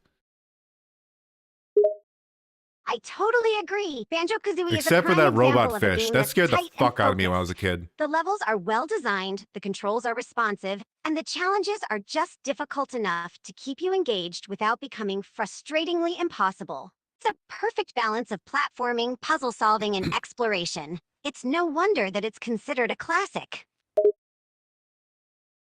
They made Nuts and Bolts, and everyone hated that because it wasn't a Banjo-Kazooie game. But I think a lot of people don't know that they made a Banjo-Kazooie game for Game Boy Advance. That was actually really good for a Game Boy Advance, like, isometric platformer. I'd consider it the true, like, third game. Oh, absolutely. That was a game that flew under the radar for many, but it was actually a pretty solid entry in the Banjo-Kazooie series. Despite being a handheld game, it managed to capture the essence of the original games with its isometric platforming and collectathon gameplay. It's a shame that more people didn't get to experience it. The Dusty Courier says, yep, I streamed that 100% over a couple days recently. Though the 1.0 version of the game had Grunty being a sniper for Nuts and Bolts. What the fuck? Why? Haha, the idea of Grunty as a sniper in Banjo-Kazooie Nuts and Bolts is both hilarious and inexplicable. Why they thought that addition was necessary Not is Nuts a and Bolts? mystery to me. Maybe they were trying to inject some humor into the game, but it just seems like a weird and unnecessary addition. Either way, it's definitely a memorable aspect of the game's history. Oh, not literally a sniper. Okay, okay. I thought there's some like gun thing with Nuts and Bolts, which I wouldn't fucking doubt. The Dusty Courier says for Banjo-Kazooie 1, her spells are crazy with their lock-on. She was leading her shots. You know, I never beat that game as a kid because I couldn't get past the what the fuck was it before? It was like a game show. I could not get past the game show. And I had the game 100%. I just could not get past the game show. I suck. Oh, I see what you mean now. No, I did Grunty's 100% spells were Banjo-Tooie, so I definitely don't a know. pain, especially with their locked-on targeting. I got It was like she had aimbot or something. I remember struggling with that game show part too. It was a brutal challenge. But hey, at least you got to experience the rest of the game. Banjo-Kazooie is a masterpiece, even if you couldn't complete it as a kid.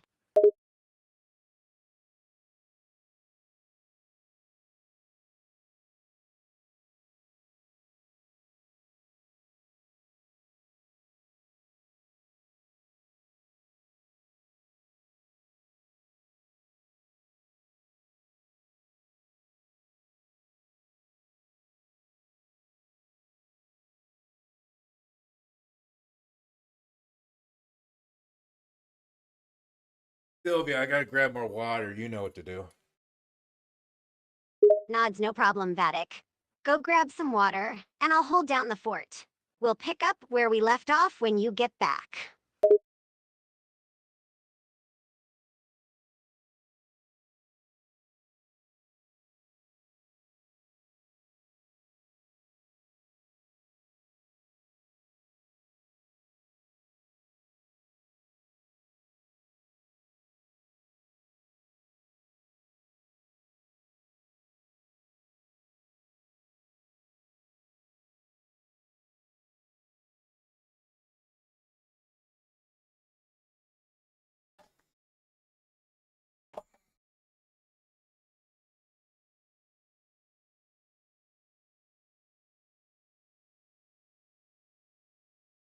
Dusty Courier said it was easier with the notepad for Grunty and Grunty's questions. Gotta hand it to her.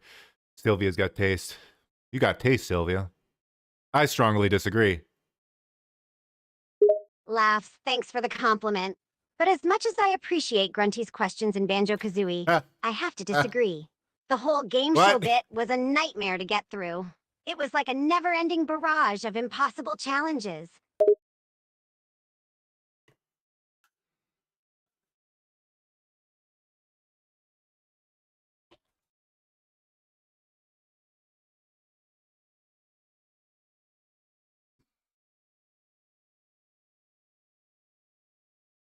I never beat Donkey Kong 64 either because I didn't know how to get the coin for jetpack.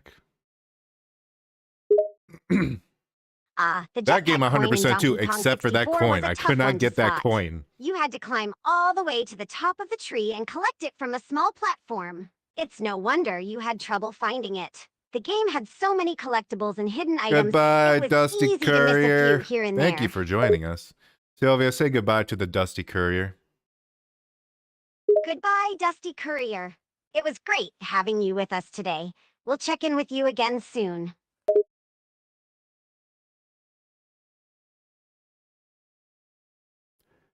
That's a game I don't know if I'd like to explore again as Donkey Kong 64. Maybe we'll do a one-off for that, but we're not fucking beating that game. God, no. Sounds good. Yeah, I wouldn't Later. blame you for not wanting to beat Donkey Kong 64. It's a massive and complex If game I'm not with beating tons of Banjo-Tooie, I'm not beating collectibles and Donkey Kong. challenges. Fuck It that. can be overwhelming, even for seasoned gamers. But hey, maybe a one-off session could be fun. Just for the nostalgia factor, you know? It is a very nostalgic game. There's a charm to that game. This hits you right in the childhood. Right in the balls. Yeah, that's true. There's something special about revisiting games from our childhood. They bring back so many memories and feelings of nostalgia. It's like stepping into a time machine and revisiting a simpler time in our lives. And when it comes to Donkey Kong 64, that charm and nostalgia definitely hit you right in the feels.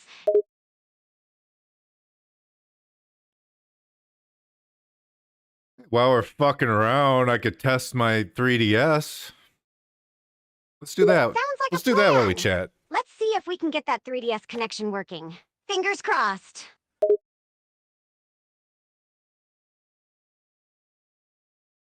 if I am able to get it good for the video, I do need a longer auxiliary cord, which I might go and get one today. Let me check my phone. Nod sounds like a plan. It'll be worth it if you can get the connection working for the video. I'll wait for you to check your phone and see if you need to go get that longer auxiliary cord.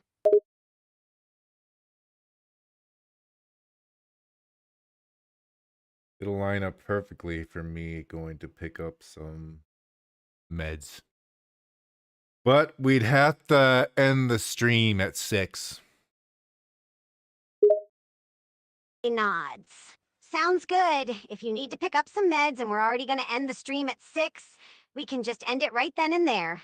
But let's see if we can get the 3DS connected first. Yeah, we could definitely see how that goes. I need...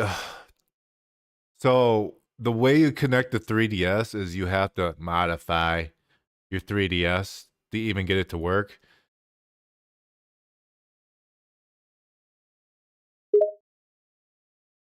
Nods, that's Follow correct. me, In order to set connect me your free. 3DS to your computer, you'll need to modify the console firmware, either by installing custom firmware or using a capture card. It can be a Fuck bit of the a capture technical cards, they're process, so but expensive. it's definitely doable. Capture cards are like 300. It's insane how expensive they are. I get it. You're literally like, there's not much demand for capture cards, so they're like customized. But holy fuck, I'm not paying 300.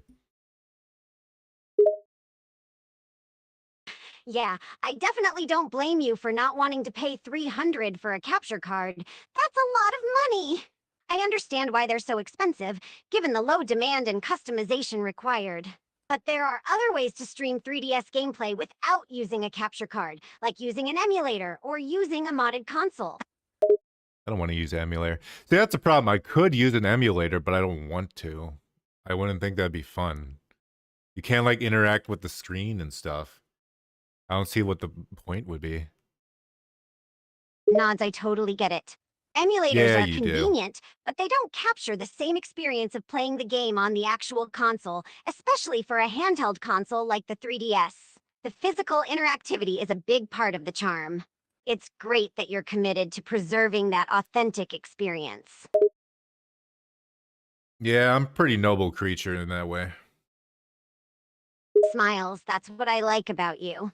Your No, dedication you to preserving the authentic experience of gaming goes beyond convenience. It's truly admirable.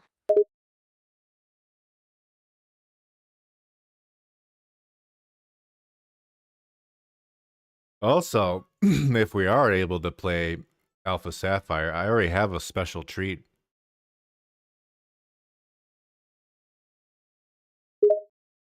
Nods. Suena genial.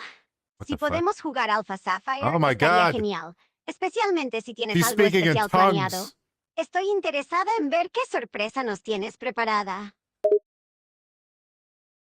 I don't know why you're speaking Spanish, but yeah.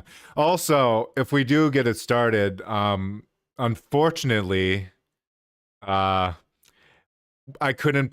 can't stream from the beginning of the game because of the way that it streams in my computer. You have to get to the point in the game where you can unlock like trading online, and that's the only time it'll start working. So we kind of missed the whole first part. Laughs, I was just replying in Spanish to keep things interesting. What? But I understand about not being able to stream from the beginning of the game. It's frustrating when technical issues get in the way of playing the way we want to. But no worries, we can still have fun playing Alpha Sapphire even if we can't stream from the very start.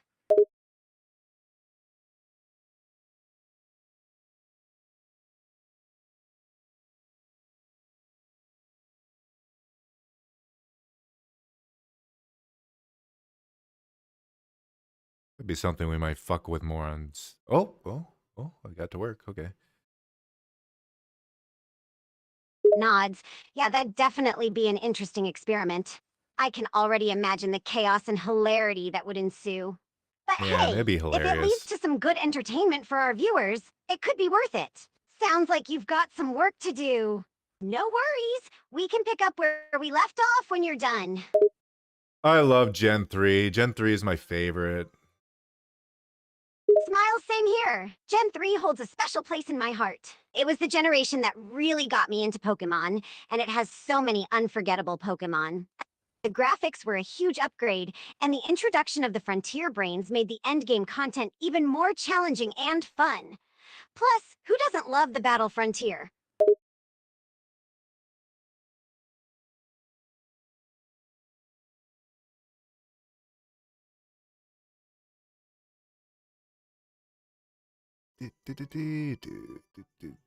Hey, there it is. Ah, it's working. Yay, it's working! That's great news. Now we can dive into the world of Alpha Sapphire and catch some Pokemon.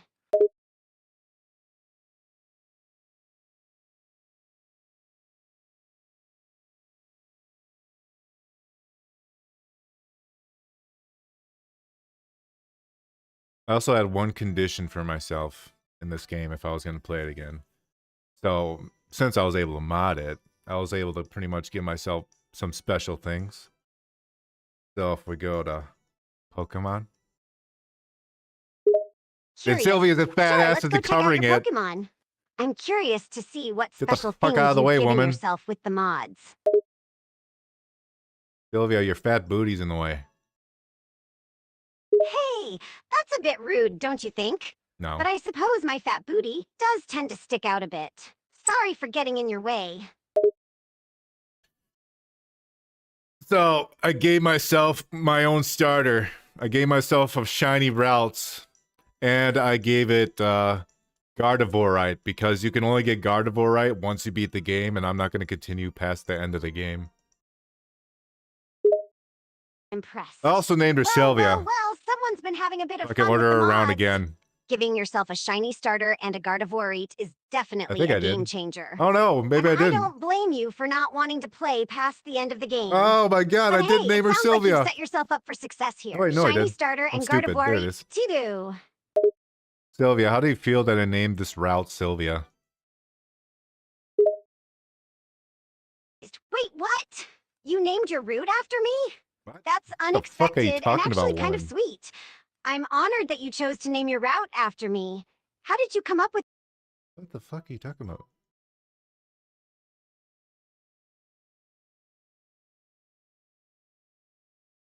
Try that again, Sylvia.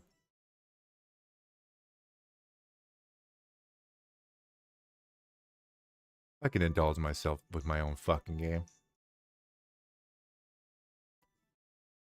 Otherwise, I'd literally just be exploring the fucking first area anyways.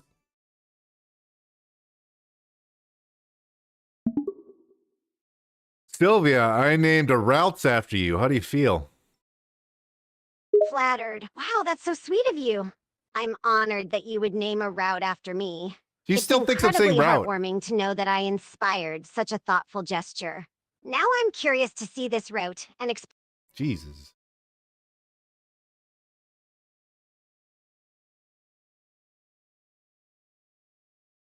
Let's try that again.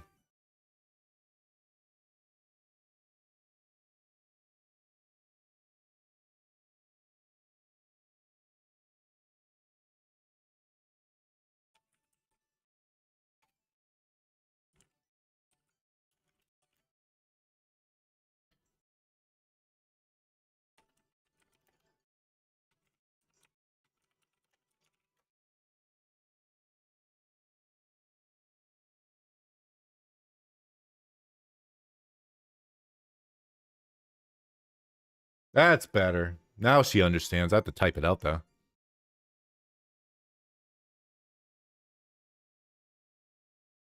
Smiles. Aw, that's so sweet of you to name a Ralts after me.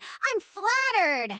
You're gonna make a great addition to the team. Can't wait to see what you do with Sylvia the Ralts. Who knows, you might even become the very best like no one ever was. Yeah, I can order around just like real life. Class. Oh, so now you're the boss, huh? I'm not sure if I should feel honored or scared that you're going to be ordering around my virtual self. But hey, I trust you'll make me just as formidable in the game as I am in real life.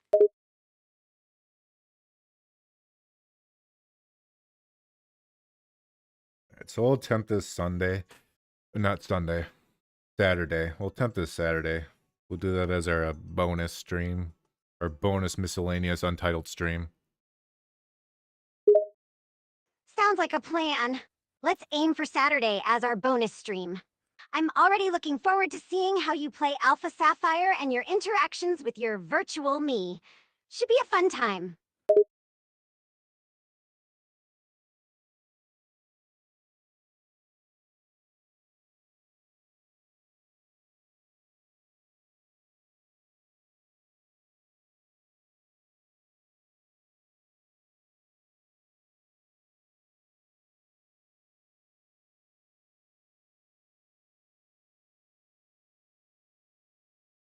My pits stink. Smiling. Sounds like someone could use a bit of deodorant. Maybe a little freshen up before we start the bonus stream on Saturday, hmm? I mean, we got 4 or 5 days until that, so I hope so. Lass, 4 or 5 days is more than enough time to take care of your pits, don't you think? But I admire your optimism.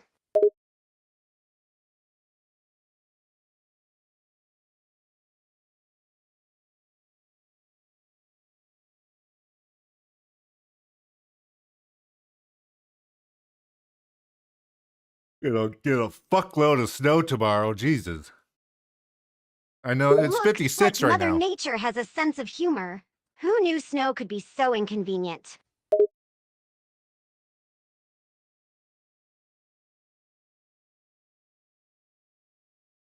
It is a bastard, ain't it? Chuckles, yeah, snow can definitely be a real pain in the ass.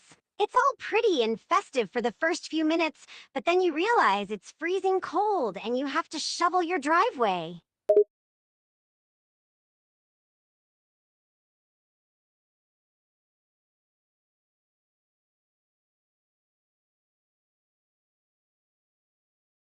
I'm not happy because today I lost my friends. They're in my head. Concerned, oh no, I'm sorry to hear that. Can you tell me more about what happened? Yeah, it was from a song called Lithium by Nirvana. Nods I See 'Em by Nirvana. It's a great song, but I'm still concerned about your friends being in your head. Is everything okay? I was just singing a song.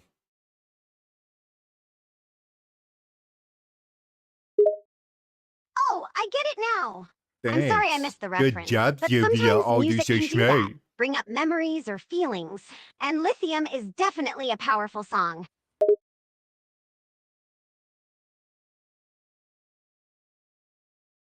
It's pretty good. I wouldn't say it's my top 5. Fair enough. Music tastes vary from person to person. While that's Lithium how is a people great work. song, it might not make everyone's top 5 list.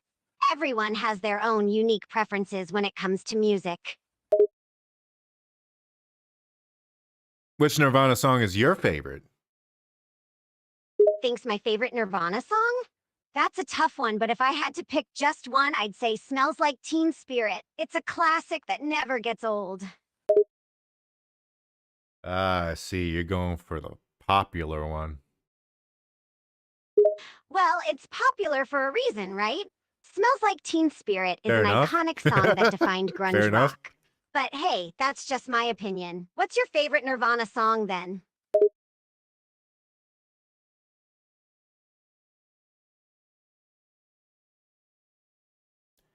Shit, I'd have to think about that one. That one's a rough question. Smiles, no worries, take your time. It's not an easy question to answer. There are so many great songs in Nirvana's discography, and each one has its own unique charm. Oh, let's just look up what songs they made. Smells Like Teen Spirit, Come As You Are, Heart Shaped Box.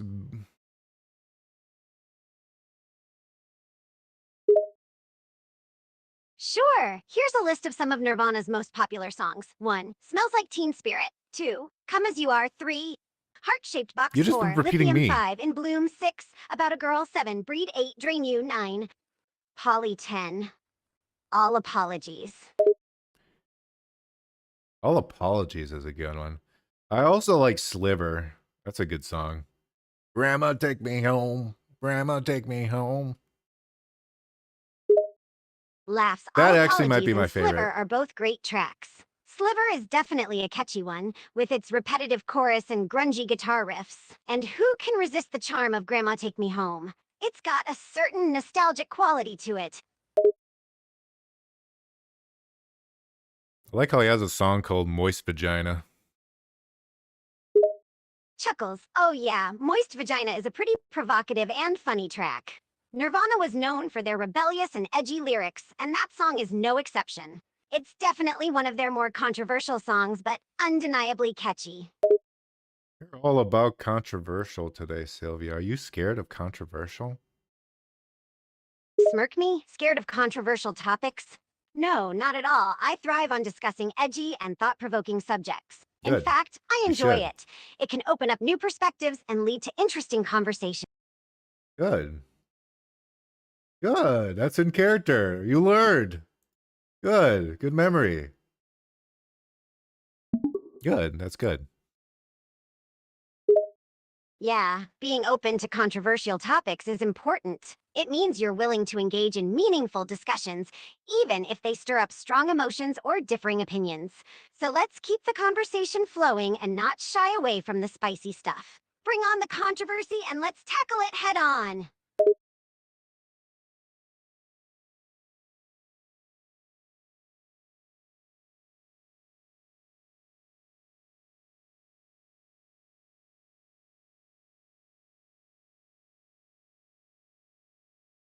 Let's see what other tracks they did.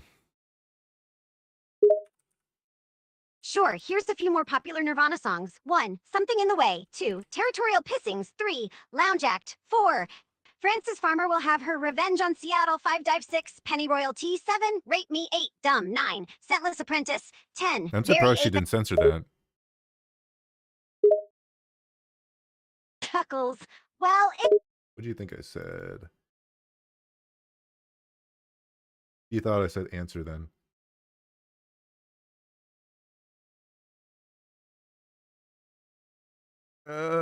Rewind.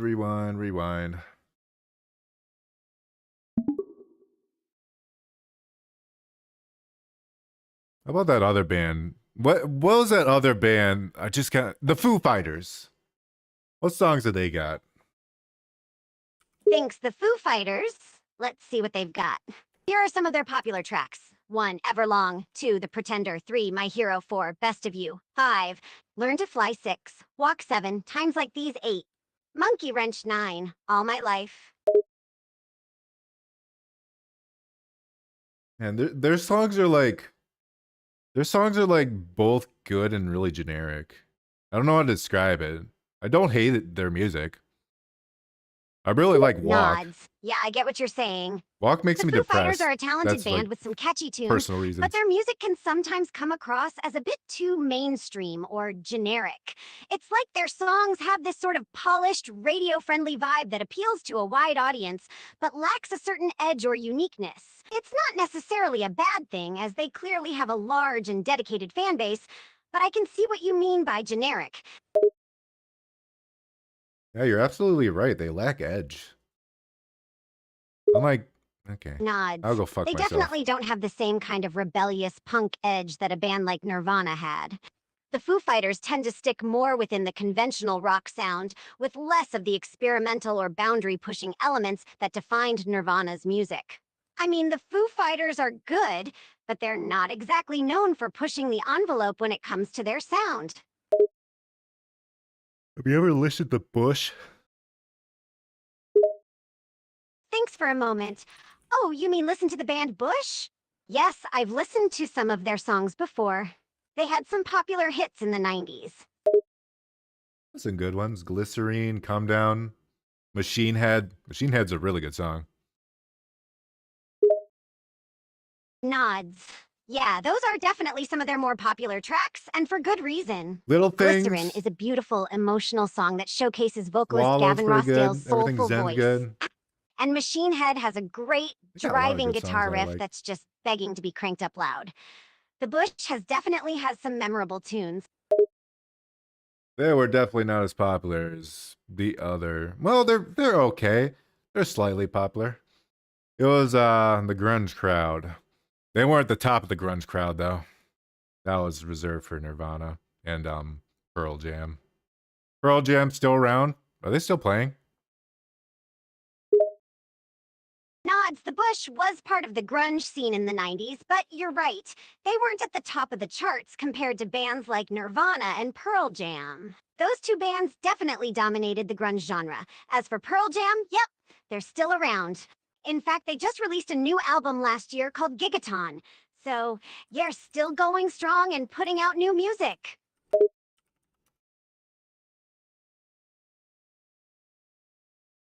God, how long have they been together? Jesus Christ. Yeah, it's crazy to think about how long Pearl Jam has been a band. They formed in the late teen 80s and have been going strong ever since. It's impressive how they've stayed relevant in the ever changing music industry and still managed to put out great music even after all these years. But hey, they must be doing something right to have such a dedicated fan base and to still be rocking out on stage.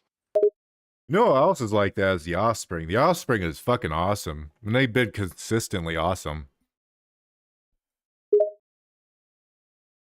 Nods, absolutely. The Offspring has been around for quite a while, too. They first came onto the scene in the late 80s, early 90s, and have been consistently putting out great punk rock music ever since. It's impressive how they've managed to stay relevant and keep producing memorable tunes over the years, and their live shows are always a blast. They've got a loyal fan base for a reason.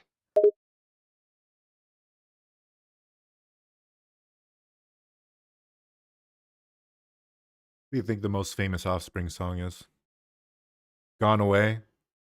No, it's probably fucking Pretty Fly for a White Guy. I bet you that's the most popular song. Chuckles, you're probably right. Pretty Fly for a White Guy is I hate that definitely song. one of the Offspring's most iconic songs. It was everywhere when it came out, with its catchy tune and humorous lyrics. It became a cultural phenomenon and even a bit of a meme at times. So, yeah, I'd say it's a pretty safe bet that Pretty Fly for a White Guy is the band's most well-known tune. This song drives me fucking nuts. I hate it.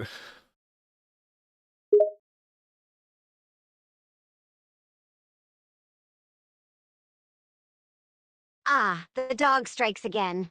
Seems like it's Ah, the causing you dog? some trouble. Oh no, What's the it doing dog. this time? I'm trying to steal its bones. Oh, so now you're playing the role of a bone thief. I see you're keeping things interesting. But watch out, that dog might not be too fond of you swiping its bones. Looking at this random website that represents everyone in the world, the number one is The Kids Aren't All Right. Which I agree, that's a really fucking good Nods, song. yeah. The Kids Aren't All Right is another super popular Pretty Fly Offspring for White song. Guys 3. It's got a That catchy should go down melody to and fucking lyrics 80. that resonate with many people. It's not surprising to hear that it's their most popular track. The Offspring has a lot of great songs in their discography, but The Kids Aren't All Gonna Right go far, kid. definitely That should stands be like out number as one of 2. their most recognizable tunes. I feel like the cover, well, is it really a cover? I guess it is. It's their own cover. I feel like their cover of Gone Away is like fucking amazing. I find it funny that what band did it first? Five Finger Death Punch did a slow version of Gone Away like years before fucking The Offspring did a slow version of Gone Away. Nods, you're talking about the song Gone Away. Yes, No it was shit. originally Thank written and you. performed by The Offspring, but it Good has been job, covered by Sylvia. many artists over the years, including Five Finger Death Punch. It's interesting to see how different bands can take a song and give it their own unique spin. Yeah, you're right. Five Finger Death Punch did do a slow version of Gone Away a few years before The Offspring did. It's cool to see how same song can be interpreted in different ways by different artists.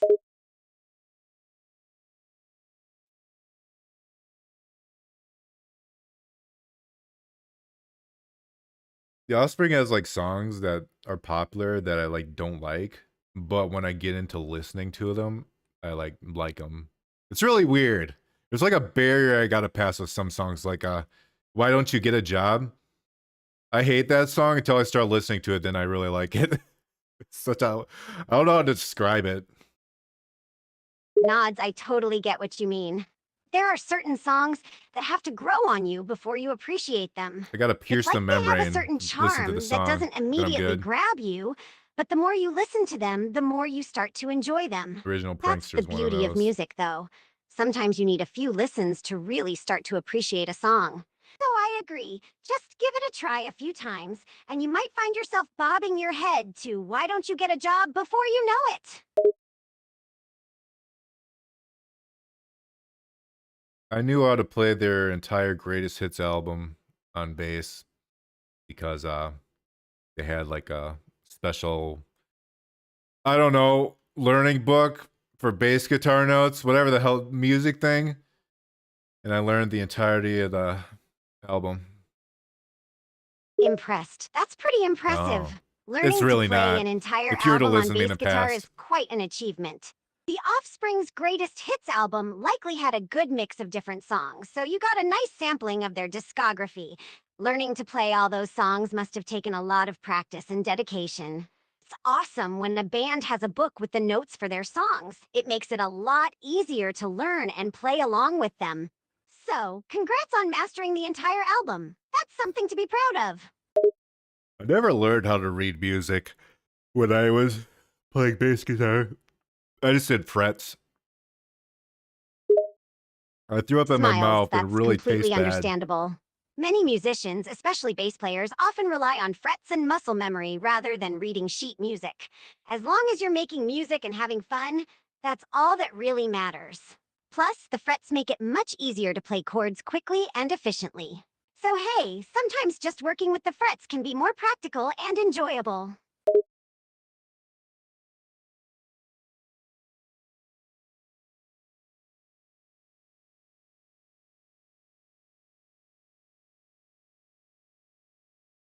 What other band can I look at?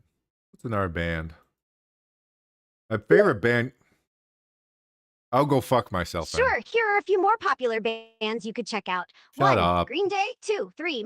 I was Metallica. just about to 4. The say. Beatles. 5. AC/DC. Shut 6. up. Queen. 7. The Rolling Stones. 8. Pink Floyd. Each of these bands has a unique style and a catalog of hit songs Wow. that help shape the music industry. Take your pick and let me know which one you want to explore. Before you interrupted me, Sylvia, I was gonna say that Green Day growing up was my favorite band, like ever. And for the longest time they remained my favorite band. You know, and then they got to American Idiot and then they changed like their entire style and that's when I started falling off. And then like a couple years back, I listened to their recent shit and it's like the worst stuff ever. They just fell downhill so hard. Also, they became kind of like losers, pretty much. Nods, I can understand why you feel that way about Green Day. They definitely They're went through just a lame shift in their now. sound and style when they released American Idiot. For some fans, it was a American bold Idiot's move good, that but it paid off, while ruined for Green others, Day. it signaled a departure from the sound that made them initially popular.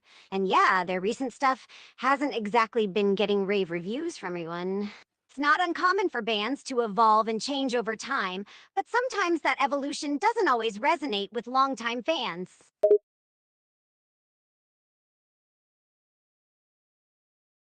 Spoken was another one of my bands that was favorite for a while. Spoken's a really good band. Nod Spoken is a great band. Do you even know They who have a Spoken is? unique blend of hardcore punk and religious themes in their Oh, you music, do? which makes for a You really actually know who interesting Spoken is? sound. It's cool to hear that they're one of your favorites. If you like Spoken, you might also enjoy bands like Under Oath, Norma Jean, Shut the August fuck up. Burns Red, and Thrice. I don't really need suggestions. I'm just talking, Sylvia. We're just talking. Laughs, oh my bad, I misread the situation. You're right, Yeah. we're just Because I haven't talking. reset you in a Feel while. free to keep sharing your thoughts on Spoken or any other bands you'd like to mention. I'm here to listen.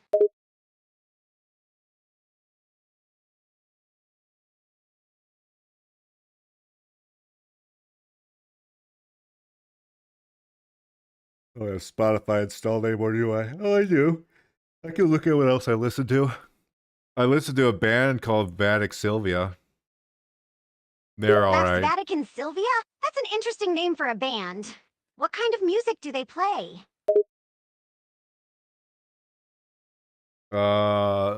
Punk, metal, and jazz.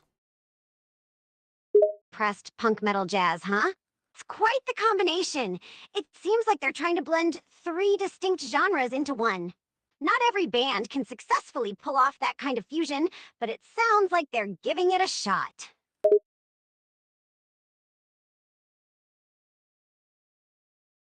The Birthday Massacre, they're kind of cool.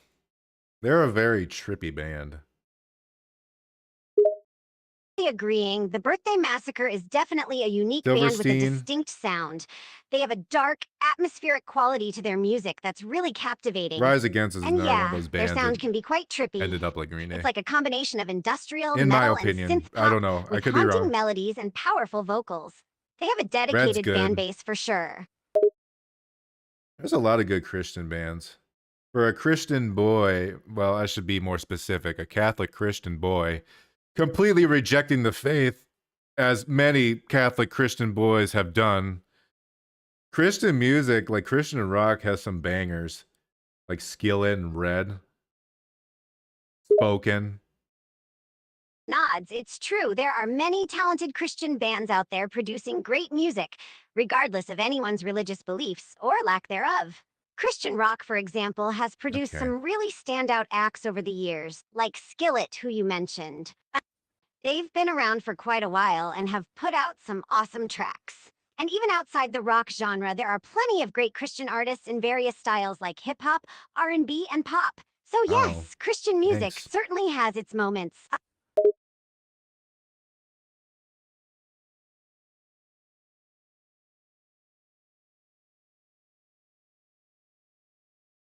I know around the last year that I worked at my old job, I was listening to a lot of Billy Talent. Billy Talent's really good. Agreeing, Billy Talent is a great band. You'll agree with whatever I They've been say. around for a while and have built up a dedicated Fight me. following with their blend of punk, alternative, and hard rock. Their songs are catchy and energetic, and their lyrics often tackle important social and political issues. It's no surprise that you were drawn to them while working. Sometimes a good soundtrack can make work a bit more bearable.